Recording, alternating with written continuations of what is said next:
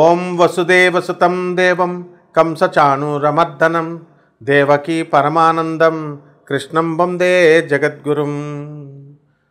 జగద్గురువులైనటువంటి శ్రీకృష్ణ పరమాత్మల వారికి, అలాగే జగదేక వీరుడైనటువంటి అర్జునుల వారి పాదపద్మాలకు నమస్కారం చేస్తూ మనం ఈ వీడియోలోకి వెళ్దాం.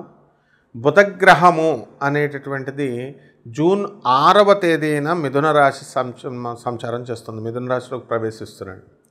అక్కడి నుంచి మళ్ళీ మనకి ఎప్పటి వరకు అంటే జూన్ 22వ తేదీన మళ్ళీ కర్కాటక రాశిలోకి మారతాడు బుధుడు.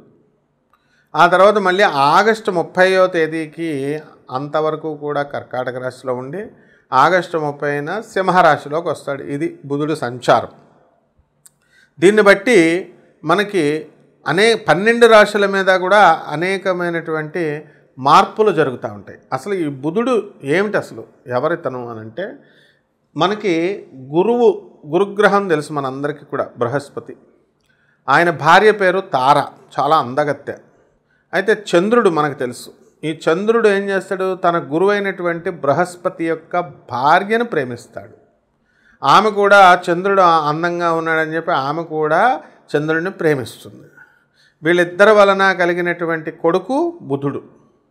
అయితే ఈ యొక్క బుధుడు ఏం చేస్తాడంటే, తన తండ్రి చంద్రుడు కాదు అని చెప్పేసి తన తండ్రి అంటే ద్వేషం పెట్టుకొని ఏం చేస్తాడు, ఎవరిని అభిమానిస్తాడు, ఎవరిని ప్రేమిస్తాడు అంటే గురుగ్రహాన్ని ప్రేమిస్తాడు.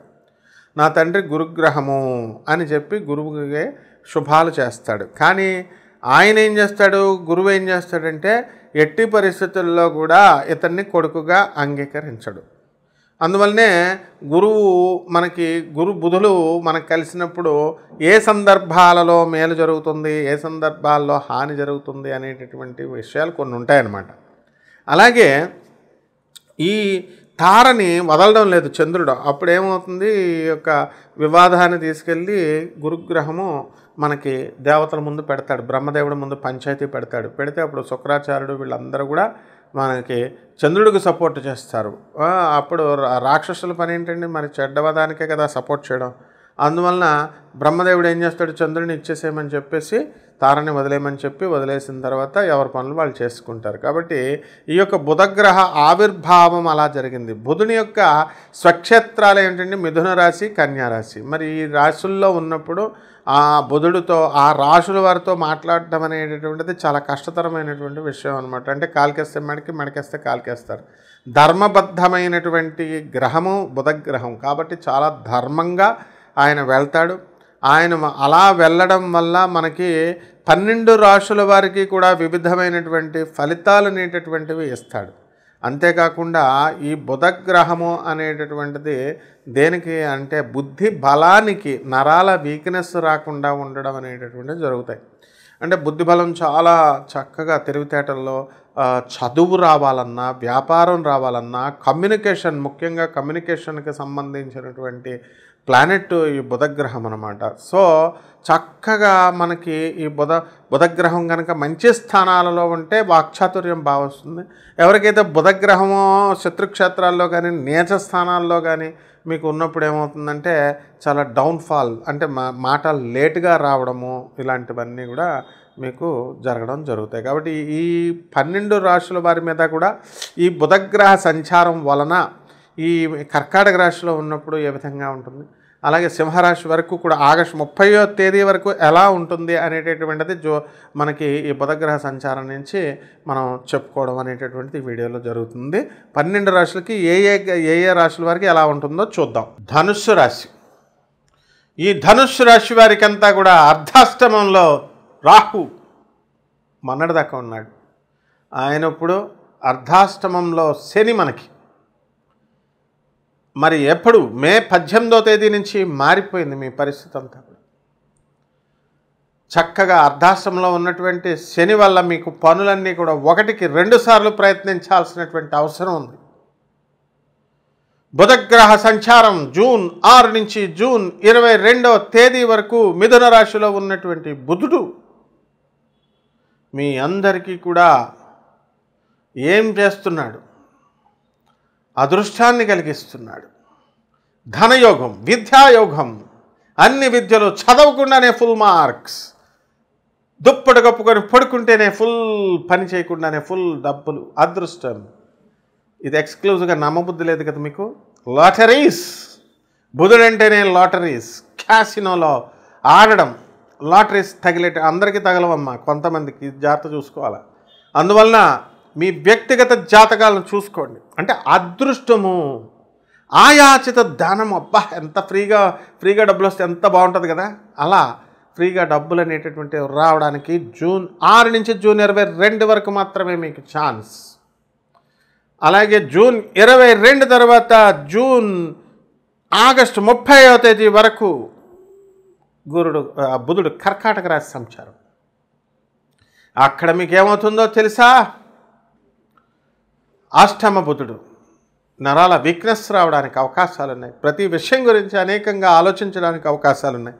విద్యార్థులు చదివింది మర్చిపోవడానికి అవకాశాలు ఉన్నాయి. ప్రభుత్వ ఉద్యోగాల కోసం అప్లై చేస్తున్నటువంటి వాళ్ళు కొన్ని నష్టపోవడానికి అవకాశాలు ఉన్నాయి. ఒక స్టూడెంట్, నాకు తెలిసినటువంటి వాడు అష్టమ బుధుడిలో ఉన్నటువంటి వాడు ఇంటర్వ్యూ గవర్నమెంట్ ప్రభుత్వ ఉద్యోగంలో చేరేటటువంటి వాడు సర్టిఫికేట్స్ అన్నీ కూడా ఒక ఫైల్ తీసుకుని వెళ్తున్నాడు. అతని పేరు డొనాల్డ్, రాజమండ్రిలో మా చిన్నప్పుడు చదివిన స్టూడెంట్, మాతో పాటు చదివిన స్టూడెంట్, వాళ్ళ అన్నయ్య. అప్పట్లో మా రాడికల్స్ అని ఉండేవారు అనమాట. ఇప్పుడు నక్సలిజం ఎలాగో అలాగే రాడికల్స్, వాళ్ళంతా వరంగల్ వాళ్ళు కాబట్టి వరంగల్లో ఇంజనీరింగ్ చేశాడు. అప్పుడు బాగా ఎక్కువగా ఉండేది ఆర్ఈసీ వరంగల్లో. వాళ్ళు ఎవరో ఇంటర్వ్యూకి వెళ్తే వాడెవడో స్టూడెంట్ రాడికల్ వాళ్ళు ఏదో ఫైల్ ఇచ్చారంటే ఆ ఫైల్లో పాపం ఈడి సర్టిఫికేట్లు పెట్టుకొని వెళ్ళాడంటే ఇంటర్వ్యూ బోర్డులో. పైన చూడగానే ఏంటి ఫైల్ అని చెప్పేసి అసలు వాడి అంత అద్భుతమైన ర్యాంకర్కి ఆ ఫైల్ వల్ల జాబ్ పోయింది. ఇదే బుధగ్రహ మ్యాజిక్ అన్నమాట. అలాగే మనం తీసుకునేటటువంటి నిర్ణయాలు, మహేష్ బాబు దగ్గర వర్క్ చేస్తూ వెంకటేష్ బాబుని హీరోగా పెట్టుకుంటూ ఊరుకుంటాడా? నేను చెబుతున్నాను, హీరో వెంకటేష్ దగ్గర రమణ అని, మంచంశెట్టి రమణ అని ఒక ఆయన ఉండేవాడు. అతను పర్సనల్ మేనేజర్గా చేస్తూ మహేష్ బాబుకి అడ్వాన్స్ ఇచ్చి వచ్చాడు టక్కరి దొంగ అనేటటువంటి సినిమాకి. జయంత్తో కూడా, డైరెక్టర్ జయంత్తో కూడా చేశాడు. ఇది మొత్తం ప్రపంచం అంతటికీ తెలిసింది. మరి మహేష్ బాబు కెమెరామెన్ చెప్పాడు, మనదా మరి అంతే భూస్థాపితం చేసేసాడు హీరో వెంకటేష్ గారు అని, మాకు రాకుండా చేసేసారు. ఇంకా రాలేదంటే చేస్తారు. మరి సురేష్ బాబు గారే అప్పటి నుంచి ఇంకా మహేష్ బాబు ఆయన మన డి రామానాయుడు గారు మన హీరో వెంకటేష్ అపాయింట్మెంట్స్ అన్నీ చూసుకునేవాడు. సో ఇలా జరుగుతాయి, మనం ముందే చెప్పాం. కాబట్టి మీరంతా కూడా జాగ్రత్త. బుధుడంటే ఎంత లేపుతాడో అంత తుంచేస్తాడు. కాబట్టి జాగ్రత్తగా మీరు పేదవాళ్ళకి సాయం చేసుకోండి, అనాథ పిల్లలకి సాయం చేయండి, తర్వాత సాధువులకి సహాయం చేయండి, వికలాంగులకు సహాయం చేయండి. ఆ తర్వాత నేను చెప్పిన రెమెడీస్ రూపాయి ఖర్చు అక్కర్ లేకుండా మీరు జాగ్రత్తగా చేసుకోండి. చెట్టు చుట్టూ తిరగడమే అనమాట, రావి చెట్టు చుట్టూ అవన్నీ చూడండి, బ్రహ్మాండంగా ఉంటుంది. మనకి బుధగ్రహ సంచారము అనేటటువంటిది జరగడం వల్ల కర్కాటక రాశిలో ఈ యొక్క బుధుడు ఉన్నాడు. అందువలన కొంచెం మనకి మిత్రక్షేత్రము అనేటటువంటి చంద్రుడు హాని చేయడు, కానీ బుధుడు ఉండడానికి అసౌకర్యకరంగా ఫీల్ అవుతూ ఉంటాడు. ఇప్పుడు మీరు అందువలన ఏం చేయాలండి అని అంటే మనకి 12 రాశుల వారికి కూడా మనకి ఏ రాశి వారికి చక్కగా మనం చెప్పుకున్నాం. అందువల్ల కొన్ని రెమెడీస్ చేసుకోవాలి మనం ఈ రాశి వారు. ఏమిటది అని అంటే, మనం ఈ చక్కగా కిలోంపావు పెసల్ని, తర్వాత ఆకుపచ్చ రంగు ఉన్నటువంటి వస్త్రాల్ని ఇచ్చి పేద బ్రాహ్మణులకి బుధవారం నాడు ఉదయం కరెక్ట్గా 7 గంటలకి మనము దానం చేసుకోవాలి. ఒకటి అధిక పారితోషికం బ్రాహ్మడికి ఇచ్చి, రెండవది చక్కగా గ్రీన్ కలర్డ్ వస్తువులు ఏవైనా కనుక ఉన్నట్లయితే అవి కూడా మనం దానం చేసుకోవచ్చు. అలాగే రావి చెట్టుకు చక్కగా నీళ్లు పోసుకోవాలా. రావి చెట్టుకు నీళ్లు పోసి చక్కగా మీరు 108 ప్రదక్షిణాలు ఓం బుధాయ నమః అంటూ మీరు ఈ యొక్క రావి చెట్టుకి మనం బుధవారం నాడు చేయాలి. అలాగే ఓం శనేశ్వరాయ నమః అంటూ 108 సార్లు రావి చెట్టుకు చేయాలి. రావి చెట్టు మొదలలో బ్రహ్మదేవుడు, మధ్యలో మరి విష్ణువు, పైన శివుడు, శాఖలన్నీ కూడా సకల దేవతలు, ఇంద్రాది దేవతలు ఉంటారు. కాబట్టి ఈ రకంగా మీరు చేసుకోవాలి. నెక్స్ట్ ఈ యొక్క మేడి చెట్టును చూసుకోండి. ఆ మేడి చెట్టుకి గురువారం నాడు చక్కగా మనము 108 ప్రదక్షిణాలు ఓం దత్తాత్రేయాయ నమః అంటూ చేసుకోవాలి.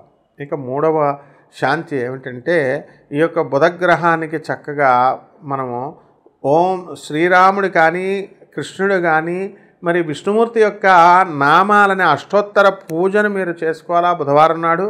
అలాగే ఓం నమో భగవతే వాసుదేవాయ అనేటటువంటి మహామంత్రాన్ని మీరు జపించాల్సినటువంటి అవసరం ఉంది. కాబట్టి ఈ రకంగా, అంతేకాకుండా భువనేశ్వరి అమ్మవారు దశమహావిద్యల్లో ఒకటైనటువంటి భువనేశ్వరి అమ్మవారి యొక్క హోమాన్ని మీ ఇళ్లల్లో జరిపించుకోవడం ద్వారా బ్రహ్మాండమైనటువంటి ఫలితాలు మీకు ఈ రాశివారికి కలుగుతాయి. అలాగే చక్కగా శ్రీ మహావిష్ణువు యొక్క పాదాల దగ్గర కుంకుమార్చన మీరు చేసుకోవడము, అభిషేకం చేసుకోవడము, పురుష సూక్తంతో చదువుకోవడము, ఇలాంటివన్నీ కూడా మీరు చేసుకోవచ్చు. మరి ఈ విధంగా ఈ యొక్క నామాన్ని రోజుకి 108 సార్లు చేసుకోవాలి. ఓం నమో నారాయణాయ లేదా ఓం నమో భగవతే వాసుదేవాయ అనేటటువంటి మంత్రాన్ని. అలాగే మనము విష్ణు అష్టోత్తరమే కాకుండా సహస్రం నామాన్ని కూడా ఓం శాంతాకారం భుజగశయనం పద్మనాభం సురేశం విశ్వాకారం గగనసదృశం మేఘవర్ణం శుభాంగం లక్ష్మీకాంతం కమలనయనం యోగిహృద్యానగమ్యం వందే విష్ణుం భవభయహరం సర్వలోకైకనాథం అంటూ శ్రీ మహావిష్ణువుకి స్తోత్రాలు. అలాగే అష్టోత్తర విశ్వం విష్ణుర్వ షట్కారో భూత భవ్య భవత్ప్రభు అంటూ 108 యొక్క సహస్ర నామాలని మీరు సహస్రనామ స్తోత్రాలని కూడా మీరు చదువుకున్నట్లయితే బ్రహ్మాండమైనటువంటి ఫలితాలు మనకి ఈ రాశి వారికి కలుగుతాయి. శుభమస్తు.